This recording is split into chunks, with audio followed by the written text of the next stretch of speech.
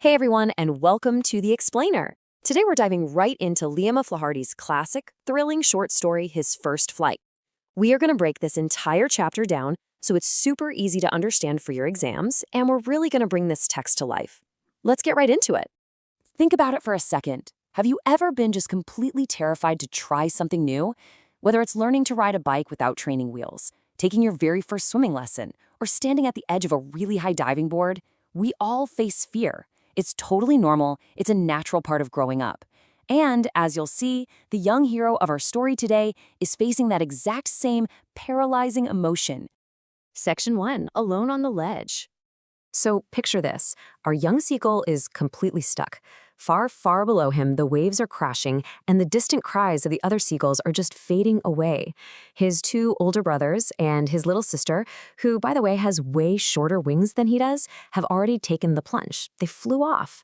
But our guy, well, he took a little run to the edge, looked down at that massive, endless drop to the sea, and totally lost his nerve. He was absolutely convinced, no doubt in his mind, that his wings would just fold up and fail him. So what does he do? He runs right back to his little hole under the cliff to hide. Now, check out the really intense vocabulary the author uses to describe his parents' reaction.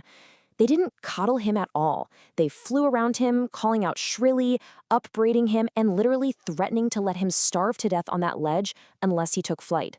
Talk about tough love, right? Let's look at that word upbraiding for a second. As a quick exam tip, if you see upbraiding, just know it simply means they were fiercely scolding him. They were yelling at him for being a coward, hoping the pressure would force him into action. But honestly, he was so frozen with terror he couldn't move a single muscle. Which brings us to the next part. The pain of hunger. So a full 24 hours go by. Over the past day, he's had to sit there and watch his parents teach his siblings how to skim the waves and dive for their own fish. He even has to watch his brother catch his very first herring, a delicious sea fish, and swallow it whole while the parents cheer. Meanwhile, the sun is just blazing hot on his ledge, and his stomach, it is growling fiercely because he hasn't had a single bite since the night before. That physical, gnawing pain of hunger is slowly but surely starting to override his fear of falling. He's getting desperate. He actually tries standing on one leg and pretending to fall asleep just to get some pity, but they completely ignore him. Finally, he sees his mom tearing at a piece of fish across the way. The sight of food literally drives him mad. He cries out plaintively, begging her for just a bite. But she fires back with this incredibly harsh tone. "Gawkala," she screams back derisively. Let's break down another crucial vocabulary word here, derisively. Basically, she's mocking him. She's screaming back in a tone that says, "You are acting incredibly stupid right now." But what our young seagull doesn't realize is that this harsh, mean-sounding rejection is actually step one of her brilliant master plan. And that leads us to a mother's clever trick. Okay, so his mother grabs a piece of fish and flies right towards him. The young seagull leans out, tapping his feet in excitement. He thinks, yes, finally, food. But then, right when she is just inches away from him, she halts. She just freezes midair. Her wings stop flapping, and that juicy piece of fish in her beak is dangling right there, almost within reach, but not quite. He waits a second, totally confused. Like, why won't she just come a tiny bit closer? And then, driven purely by raw survival instinct and an empty belly, he just snaps. The text says, maddened by hunger, he dived at the fish. For one split second, he completely forgets about that terrifying mile-deep drop, and he just leaps. We've reached the climax, the big leap. Let's look at exactly how this goes down, step by step. First, he dives. Second, he lets out this massive scream as he falls outwards and downwards into the open air. Third, a monstrous terror seizes him. His heart literally stops. He can't hear a thing. But here's the crazy part. That sheer panic only lasts for a minute, because step 4, his wings instinctively spread outward. He feels the massive rush of wind against his chest, his stomach, and under his feathers. That awful dizzy feeling, it fades. He can feel the tips of his wings actually gripping the air. He's not falling headfirst anymore. He's soaring, gliding downwards and outwards. The fear just completely vanishes. He gives his wings one good flap, and swoosh, he soars upwards. He is flying. Next up, conquering the skies. He lets out this huge, joyful scream.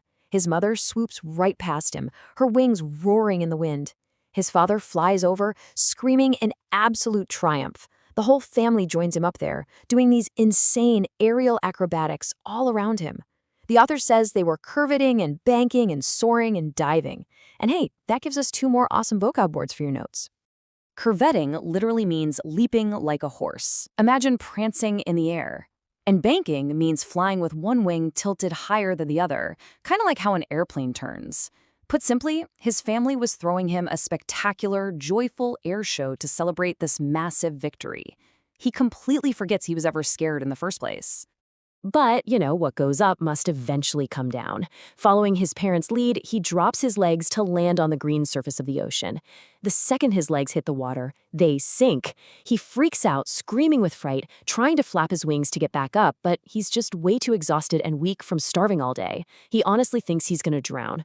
But then his belly touches the water and he doesn't sink any further. He's floating. The sea is supporting him just like his wings did. His family crowds around, praising him and finally handing over those delicious scraps of dogfish. The first flight is officially a success. Finally, let's talk about the lessons from the flight.